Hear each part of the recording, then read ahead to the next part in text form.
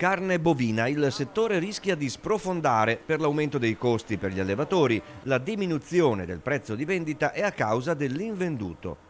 Con lo stop delle forniture al settore Horeca, hotel, ristorazione e catering, le aziende rischiano di lavorare in perdita, anche perché rispetto a prima del Covid allevare un bovino costa dai 50 ai 60 euro in più all'anno. Un aggravio pesante per le aziende. Basti pensare che la soia quest'anno si compra a 48 euro mentre l'anno scorso era a 38, il mais si compra adesso a 30 euro mentre l'anno scorso a 15 euro, quindi importi enormi, e quindi vanno in difficoltà le nostre aziende nel momento in cui danno l'alimentazione delle nostre materie prime, e quindi anche questo è un elemento di grande difficoltà.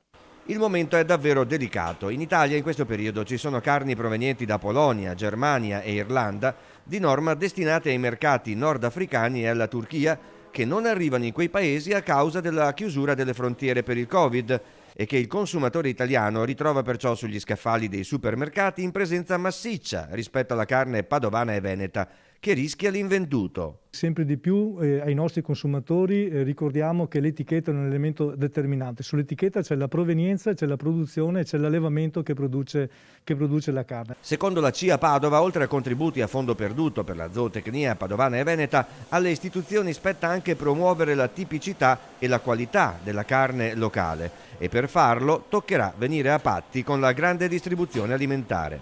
Oggi abbiamo necessità di fare squadra, e la squadra la si fa anche con la grande distribuzione, e quindi cercando di fare quei contratti anche con la grande distribuzione per valorizzare il nostro prodotto e per far sì che i consumatori comprano italiano.